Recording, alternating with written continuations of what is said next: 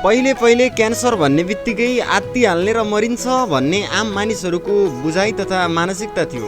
तर अहिले सुरुवाती चरणमा नै क्यान्सरको परीक्षण गरे उपचार भने सम्भव देखिन्छ। पछिल्लो समय विभिन्न प्रविधिको विकाससँगै स्वास्थ्यको क्षेत्रमा पनि ठूलो सफलता भएको महसुस गर्न सकिन्छ। सामान्य रोगको कारण जीवन समाप्त हुने अवस्थाबाट आज हरेक रोगको उपचार हुने ठाउँमा हामी आइपुगेका छौँ।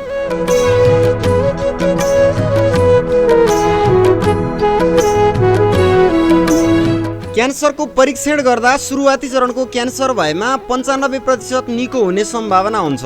तर अन्तिम अवस्थाको क्यान्सर भने 12-13% मात्र निको हुने चिकित्सकहरूको भनाइ छ। क्यान्सर हामीले दुई किसिमले वर्गीकरण गर्नुपर्ने हुन्छ। एउटा चाहिँ हामीले आफै रोक्न सकिने किसिमका क्यान्सरहरू जुन चाहिँ हामीले हुन नदिन सकिन्छ, त्यस्तो खाले क्यान्सरहरूबाट चाहिँ बच्नको लागि हामीले गर्ने सबै उपायहरू हामीले अपनाउनु पर्यो होइन।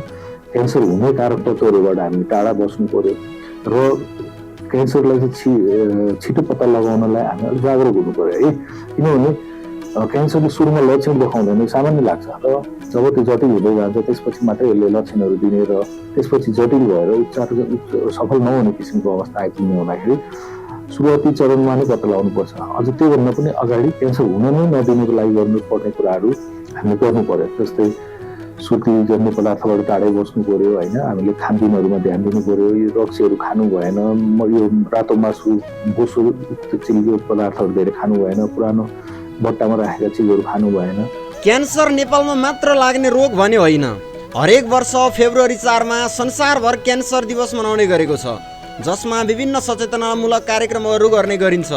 रोग लाग्नु र उपचार गर्नुभन्दा पनि महत्त्वपूर्ण कुरा रोग लाग्न नदिनु हो, जसको लागि हामीले हरेक दिन लिइरहेको हावा, पिउने पानी तथा सेवन गरिरहेका खाद्य पदार्थहरू पर्दछन्। अहिले नेपालको डाटालाई हेर्दा पुरुषहरूमा सबैभन्दा बढी क्यान्सर फोक्सोमा देखिन्छ। त्यस्तै क्रमशः पेटको क्यान्सर, प्रोस्टेट क्यान्सर, हड्डी क्यान्सर र रगतको क्यान्सर प्रमुख देखिन्छ। महिलाहरूमा स्तनको क्यान्सर, पाठेघर क्यान्सर र फोक्सोको क्यान्सर प्रमुख हुन्।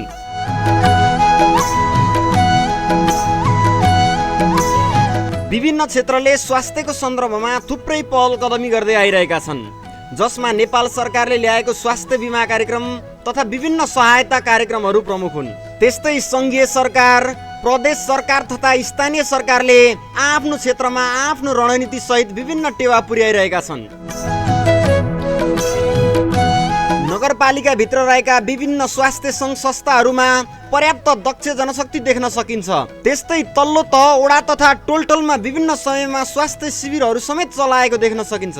साथी मेसाथ दिलविशाल उहाँले चाहिँ स्वास्थ्यमा ठुलो एउटा अवार्ड पनि पाउनु भएको छ र उहाँले धेरै हस्पिटल जस्तै अक्टोबर क्यान्सर हस्पिटल जस्तै मुटु रोगको लागि जङ्गलाल हस्पिटलसँग पनि उहाँले सम्झौता गर्नुभएको छ कि हामी गोकर्णेश्वर नगरवासीहरूलाई यदि क्यान्सर डिजिटल लाग्यो भने हामी लगभग 4.5 लाखसम्मको सरकारी अब नगरपालिकाको हिसाबले हामी 4.5 लाखसम्म पाउँछौँ। मेरो नगरपालिकाले जस्तै देशभरिको सबै नगरपालिकाले मेसाबहरूले एउटा राम्रो कार्यक्रम यस्तै स्वास्थ्य सम्बन्धी धेरै ठुलो यो क्यान्सरको लागि सबैले कार्यक्रम गरिदिनु भयो अथवा सम्बन्धित हस्पिटलसँग एग्रिमेन्ट गरेर सम्झौता गरिदिनु भयो भने धेरै बिरामीहरूले क्यान्सरबाट छिटो छुटकारा पाउन पनि सक्नुहुन्छ।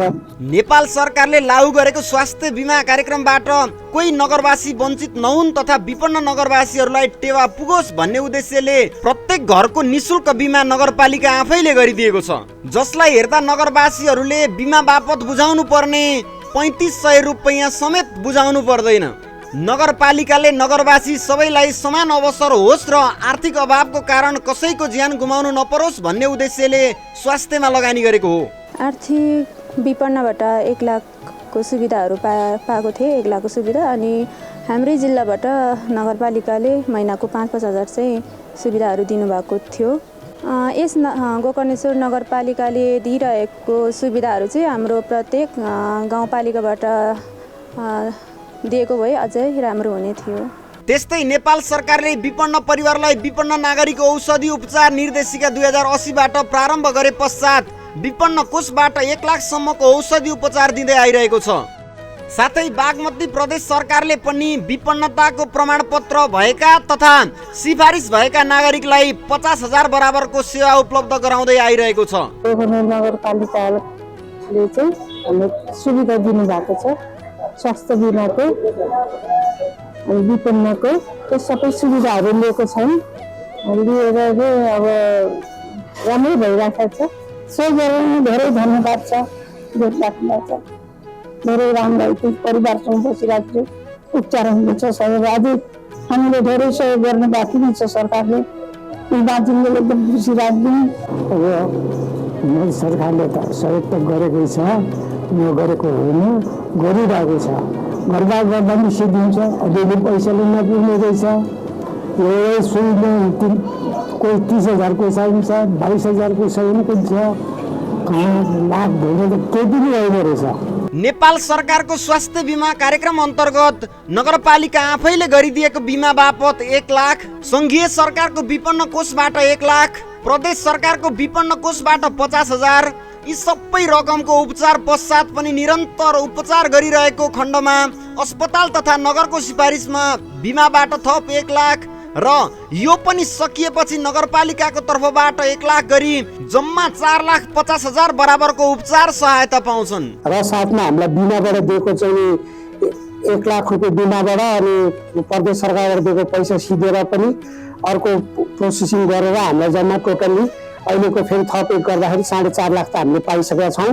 साथै स्वास्थ्य बिमाले नागरिक दायित्वको रूपमा लिने 10%, 15%, 20%, अस्पतालका नियम अनुसार लिने रकम पनि नगरपालिका आफैले गरिदिन्छ, जुन कारण नगरवासीहरू पूर्ण बिमा पाउँछन्। साथै गोकर्णेश्वर नगरपालिकाले क्यान्सर रोगीको हकमा भने विभिन्न अस्पतालहरूमा सम्झौता गरी पीडितलाई थप सहजता दिलाएको छ।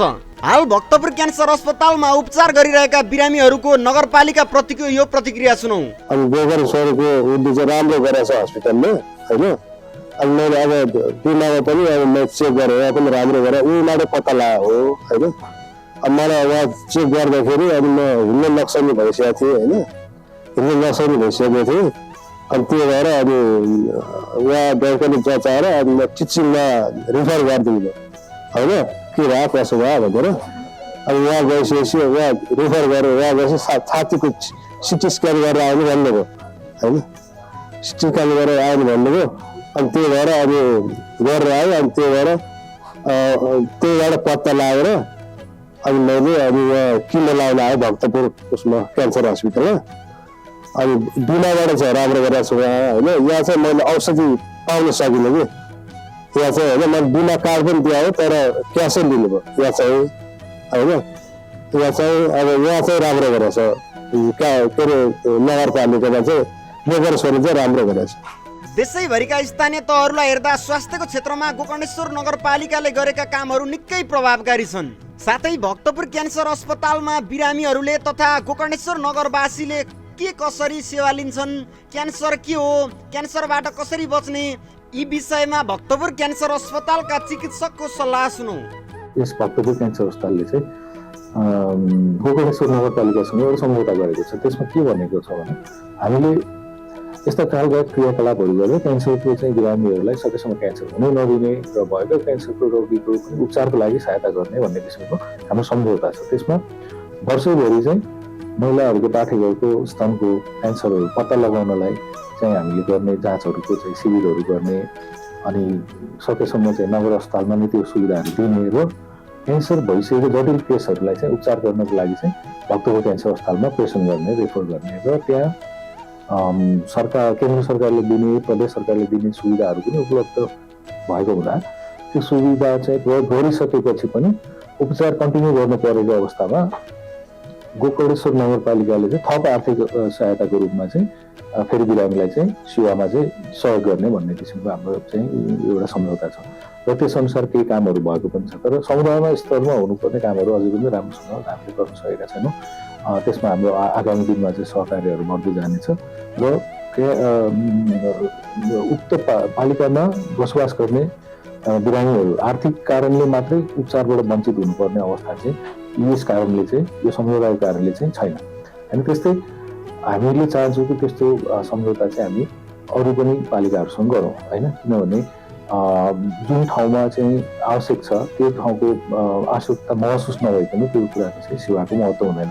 त्यसैले गर्दाखेरि पालिकाहरूबाट चाहिँ यो कामहरू होस् हामी सहकार्य गर्न चाहन्छौँ र र प्रदेश सरकारहरूले पनि यसमा चाहिँ उहाँहरूले चाहिँ अग्रसरता देखाउनु भयो भने यो धेरै नै बिरामीलाई चाहिँ सहज हुन्छ। जस्तै म उदाहरण दिन चाहन्छु, प्रदेश सरकारको यसमा चाहिँ हामीले 3वटा प्रदेश सरकारसँग सम्झौता गरेका छौँ, लुम्बिनी, गण्डकी र बागमती।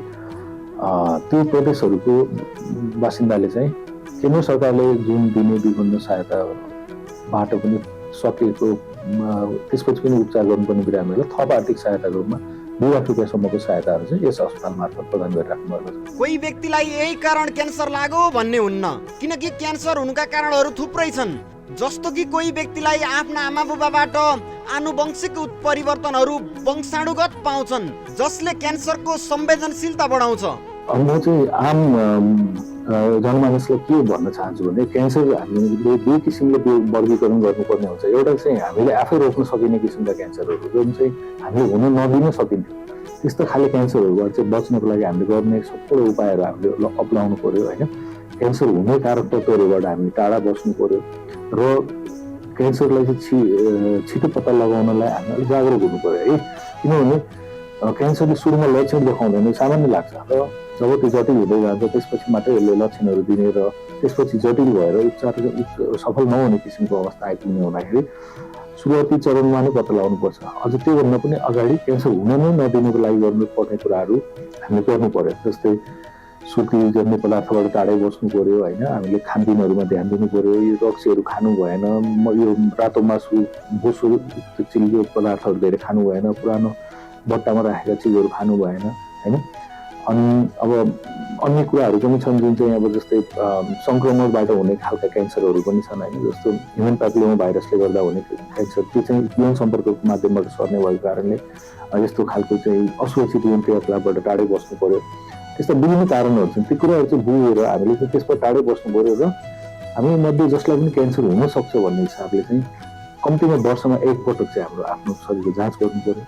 अनि सरकारले प्रदान गरेका सुविधाहरू लिनलाई चाहिँ हामीले के गर्नुपर्छ त्यो कुरामा चाहिँ सबैले बुझ्नु पर्यो है। नेपालमा 3 तहको सरकार छ, 3 तहको सरकारले विभिन्न सुविधाहरू दिइरहेको छ र त्यो सुविधा लिनको लागि हामीले पनि त आफ्नो प्रयास गर्नु पर्यो। जस्तै उदाहरणको लागि स्वास्थ्य बिमा सरकारले लागू गरेको छ, तर हामी चाहिँ त्यसमा सदस्य बनेपछि मात्रै त त्यो पाउँछौँ। त्यति पनि हामीले गरेनौँ भने त्यो सुविधाबाट हामी वञ्चित हुन्छौँ, किनकि स्वास्थ्य बिमा अन्तर्गत पनि हामीले लाखौँको उपचारको सेवाहरू चाहिँ लिन सक्छौँ है। त्यस्तै अब विभिन्न पालिकाहरूले थप सहायताहरू पनि प्रदान गरेको छ, ती कुराहरू पनि सम्बन्धित पालिकामा वडामा गएर बुझ्नु पर्यो र के सुविधाहरू दिएको छ त्यो लिनु पर्यो। र ती सुविधाहरू चाहिँ सरकारी अस्पताल या विशिष्टकृत अस्पतालमा मात्रै पाइने भएको कारणले त्यो सम्बन्धित अस्पतालमा चाहिँ त्यो सुविधा लिनलाई तपाईँहरू आइदिनु पर्यो। सम्पूर्ण नगरवासीहरूमा हार्दिक अनुरोध, आफू र आफ्नो परिवारलाई स्वस्थ राख्नका लागि प्रशस्त मात्रामा हरियो सागसब्जी, फलफुल तथा गेडागुडीको प्रयोग गरौँ, धुम्रपान नगरौँ, मद्यपान नगरौँ, नियमित स्वास्थ्य परीक्षण गरौँ, स्वास्थ्यमा ठुलो समस्या आएमा तुरुन्त नगरपालिकामा समन्वय गरौँ। धन्यवाद।